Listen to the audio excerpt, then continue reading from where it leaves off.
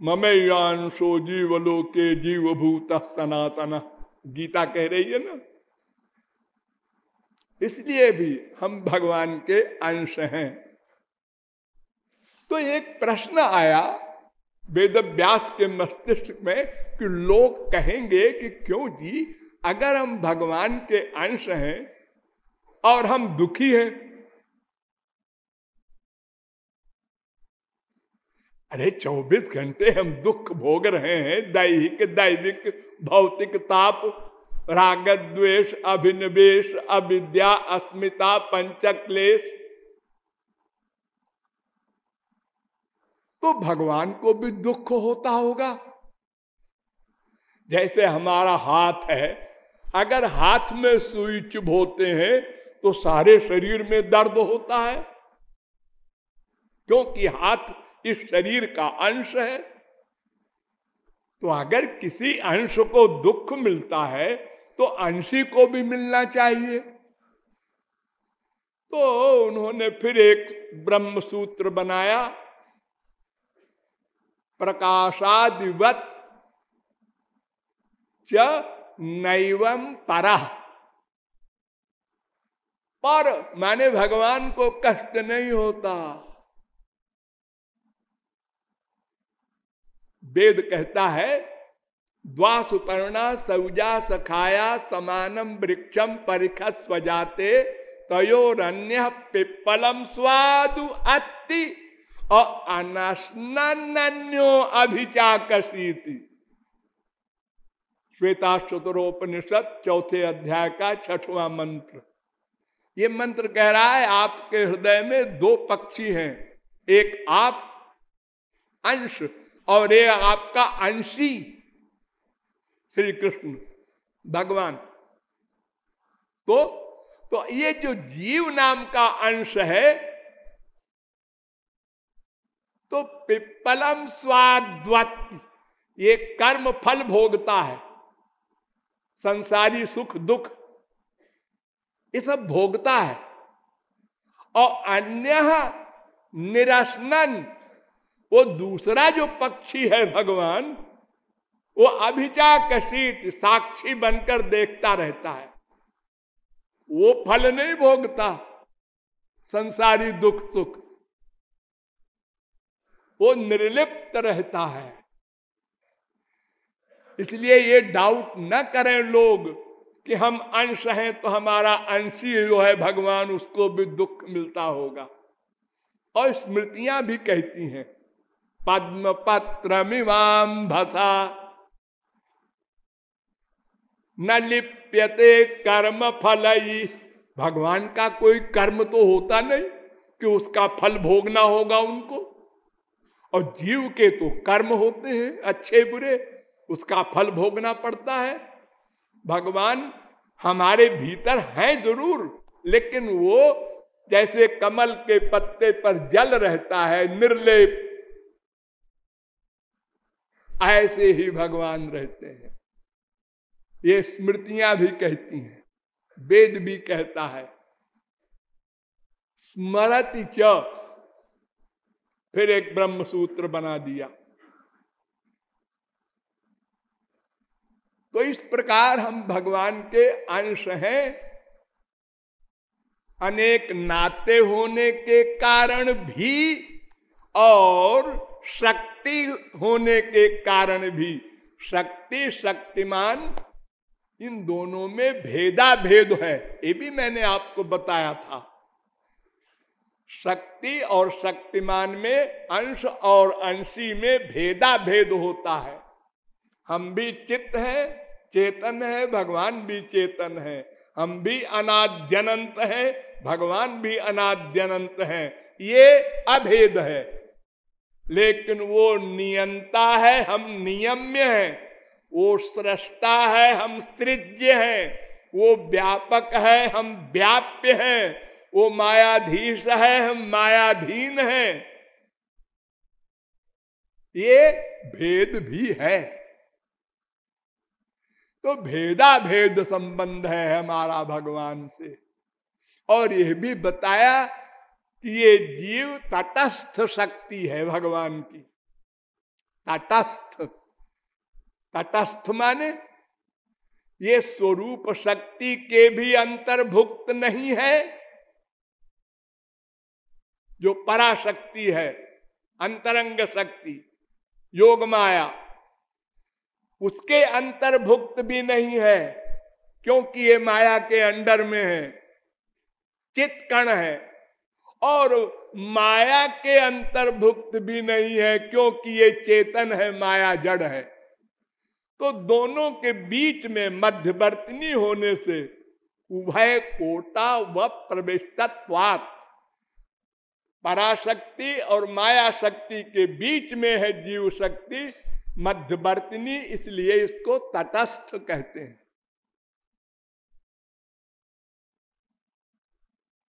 अस्तु, ऐसे हम जीव नाम के तत्व हैं, जिसकी परिभाषा आपको 12 गुण बताए गए थे, भूलेंगे नहीं आप लोग। आत्मा नित्योव्यय शुद्ध, प्रहलाद के सिद्धांत के अनुसार। और बहुत सी बातें हैं, आगे बताएंगे आपको। आगे चलिए।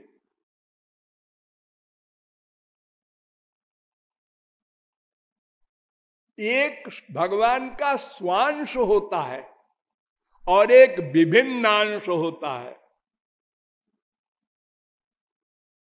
तो स्वांश जो होता है वो स्वरूप शक्ति विशिष्ट होता है, स्वरूप शक्ति का गवर्नर होता है। ध्यान दो, स्वरूप शक्ति का गवर्नर, संचालक। जैसे श्री कृष्ण स्वरूप शक्ति के अध्यक्ष हैं, ऐसे उनके सब स्वांश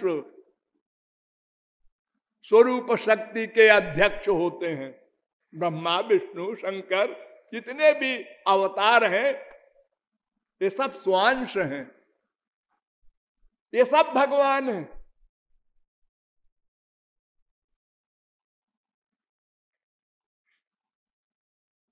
हैं सब श्री कृष्ण से संबद्ध, लेकिन स्वरूप शक्ति के संचालक हैं और श्री कृष्ण के दास हैं। अब विभिन्नांश समझिए। विभिन्नांश 2 प्रकार के होते हैं। एक अनादिकाल से मुक्त और एक अनादिकाल से बद्ध। तो अनादिकाल से मुक्त जो होते हैं उनको नित्य मुक्त भी कहते हैं। वो भगवान के पार्षद होते हैं, उन पर स्वरूप शक्ति की कृपा रहती है। ध्यान दो, स्वरूप शक्ति युक्त रहते हैं, स्वरूप शक्ति के गवर्नर नहीं होते, स्वरूप शक्ति से युक्त होते हैं। वो भी 2 प्रकार के होते हैं, मुक्त भी। एक साधन सिद्ध, एक नित्य सिद्ध। आज आप भगवत प्राप्ति कर ले और आप भगवान के लोक में जाएं तो आप साधन सिद्ध कहलाएंगे, यानी एक दिन आप भगवान के लोक में गए। और जो भगवान के पार्षद हैं, गरुड़ वगैरह, ये सदा से उनके पार्षद हैं, नित्य हैं। वो एक दिन हुए ऐसा नहीं। तो ये दोनों प्रकार के जीव, ये सब जीव हैं, ये विभिन्नांश हैं। यानी साधन सिद्ध महापुरुष, नित्य सिद्ध महापुरुष, ये दोनों स्वरूप शक्ति युक्त हैं, लेकिन विभिन्नांश हैं। यानी जीव शक्ति विशिष्ट श्री कृष्ण के अंश हैं। एक एक शब्द पर ध्यान दीजिए। पराशक्ति युक्त श्री कृष्ण के अंश नहीं है, ये नित्य मुक्त महापुरुष भी और माया शक्ति युक्त श्री कृष्ण के अंश तो कोई ही नहीं है, उसका तो प्रश्न ही नहीं है। लेकिन जीव शक्ति विशिष्ट श्री कृष्ण के अंश सब हैं। यानी जो साधन सिद्ध महापुरुष हैं वे भी, जो नित्य सिद्ध महापुरुष हैं वे भी, और जो अनादिकाल से मायाबद्ध है हम लोग वे भी। ये विभिन्नांश हैं, विभिन्नांश। इनको स्वरूप शक्ति कभी नहीं मिली, इसलिए आनंद कभी नहीं मिला, इसलिए भगवान से संबद्ध ये कभी नहीं हुए। ये भगवान से बाहर ही रहे। कैसे? देखिए सूरज है, उसकी किरणें होती है, हाँ, तो सूरज की किरणें सूरज से बाहर ही होती हैं।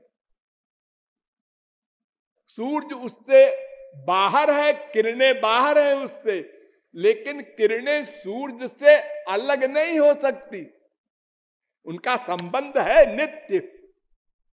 अरे उन्हीं की तो किरण है।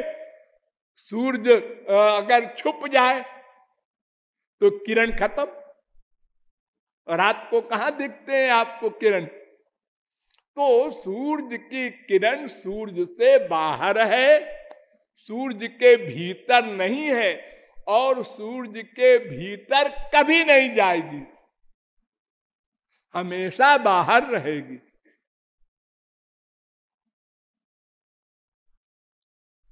ऐसे ही माया भी श्री कृष्ण से संबद्ध है, लेकिन श्री कृष्ण के पास नहीं जा सकती, वो श्री कृष्ण से दूर रहेगी। देखिए सूरज की परछाई पानी में पड़ती है, नदी में, तो वो परछाई सूरज की है, सूरज के बिना परछाई नहीं पड़ सकती। लेकिन जहां सूरज है वहां परछाई नहीं जा सकती, अलग ही रहती है माया भी, जीव भी।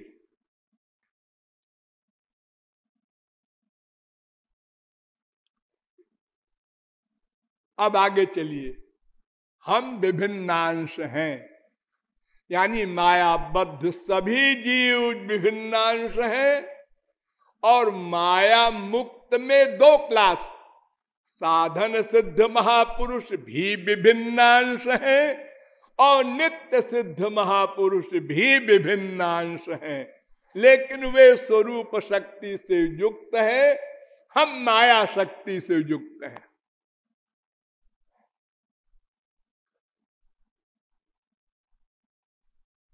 अब चलिए, ये हमारा आयतन क्या है?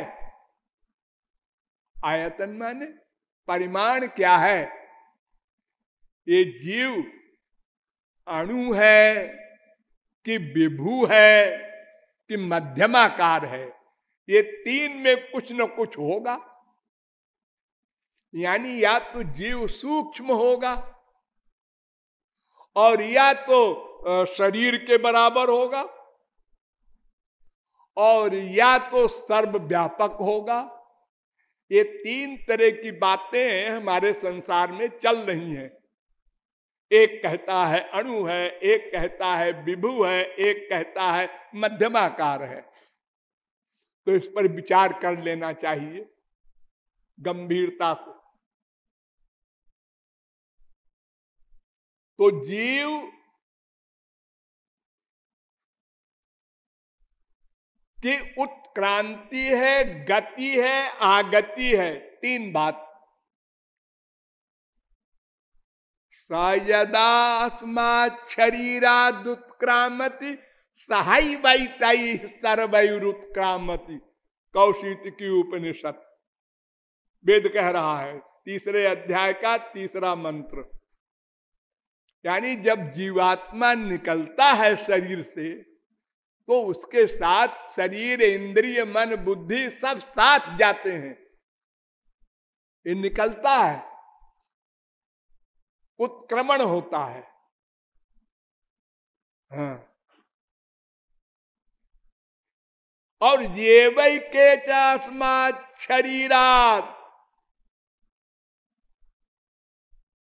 जो जितने भी जीव निकलते हैं इस शरीर से, ते सर्वे चंद्रमस में वो गच्छन्ति,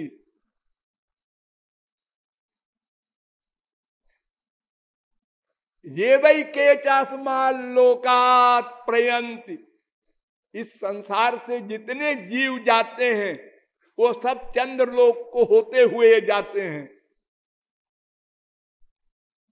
कौशिकी उपनिषद पहले अध्याय का दूसरा मंत्र। यानी गति है जीव की, उत्क्रांति गति। और तस्मात् लोकात् पुनरेत्यस्मै लोकाय कर्मणे, बृहदारण्यकोपनिषद चौथे अध्याय के चौथे ब्राह्मण का 6वां मंत्र। यानी वहां जाकर अपने अपने भोग भोग कर फिर लौट कर जन्म लेता है जीव। ये आगति हुई। तो उत्क्रांति, गति, आगति, ये 3 होता है जीव का। तो सर्वव्यापक का तो हो नहीं सकता। जो सर्वव्यापक है उसकी उत्क्रांति क्या होगी? कोई एक जगह रहेगा कहां? तो सर्वव्यापक है ना। और गति, उसकी गति क्या होगी जो सर्वव्यापक है? दूध में घी व्याप्त है, अब वो सारे दूध में व्याप्त है, उसकी गति क्या होगी? राधे राधे गोविंदा, राधे राधे गोविंदा, राधे राधे गोविंदा, राधे राधे गोविंदा, राधे राधे गोविंदा, राधे राधे गोविंदा,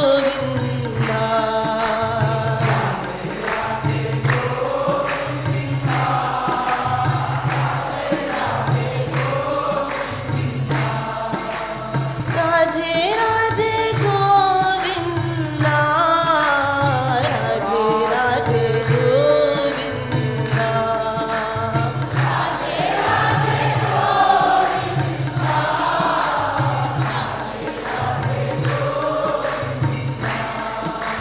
राधे राधे गोविंदा, राधे राधे गोविंदा,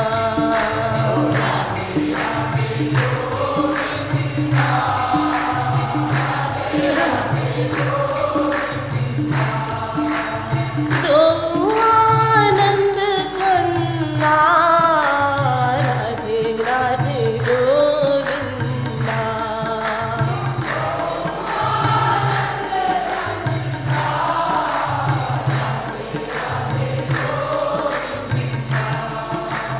तो आनंद करना, राधे राधे गोविंदा,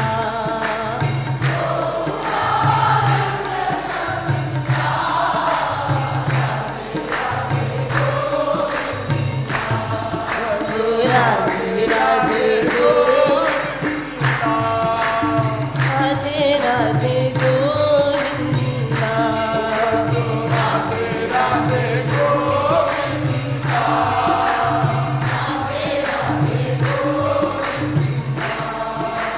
राधे राधे गोविंदा, राधे राधे गोविंदा, राधे राधे गोविंदा, राधे राधे गोविंदा, सत चित आनंदा, राधे राधे गोविंदा,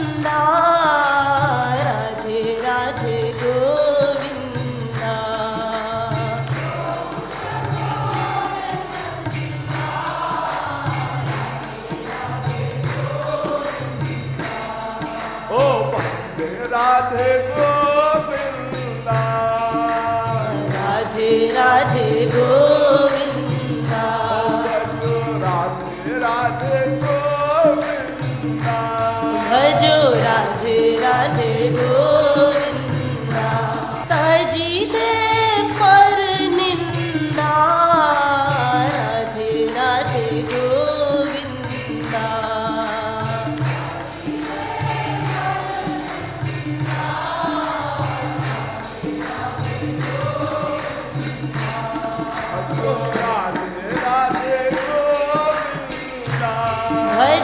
राधे राधे गोविंदा, भजो राधे राधे गोविंदा, भजले मति मंदा, राधे राधे गोविंदा,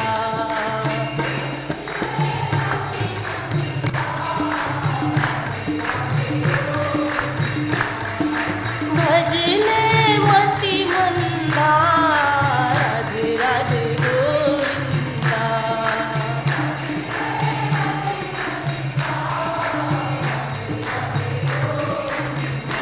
भजो राधे राधे गोविंदा, राधे राधे गोविंदा, राधे राधे गोविंदा, राधे राधे गोविंदा, राधे राधे गोविंदा।